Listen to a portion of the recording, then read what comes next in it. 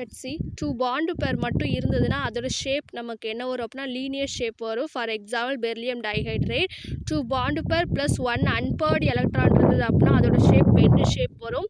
For example NO2. எதுக்காக NO2 சொல்கிறாங்க அப்படின்னா நைட்ரஜனோட valence electron is the 5 electrons இருக்கும். So oxygen is the divalent element. Here நமக்கு 2 ஆக்சிஜன் இருக்குது. ஸோ ஒரே ஒரு அன்பேர்டு எலக்ட்ரான்ஸ் மட்டும் இருக்கும். ஸோ அதனால அதோட ஷேப் நமக்கு என்ன வரும் அப்படின்னா பெண்டு ஷேப் வரும். So next one 2 bond pair plus 1 unshared பேர் எலக்ட்ரான் இருந்தது அப்படின்னா ஸோ அதோட ஷேப் பெண்டு ஷேப் வரும். For example NO2 minus. Okay, so here நம்ம என்ன நோட்டீஸ் பண்ணணும்?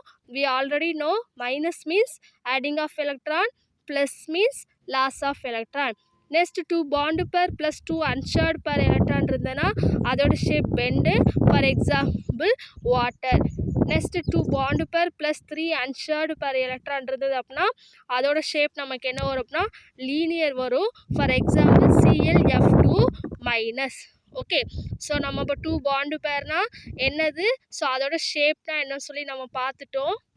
ஸோ நம்ம ஈஸியாக என்ன பண்ணிக்கலாம், ஞாபகம் வச்சுக்கலாம். லீனியர் பெண்டு பெண்டு லீனியர் சொல்லி ஞாபகம் வச்சுக்கலாம். So next one is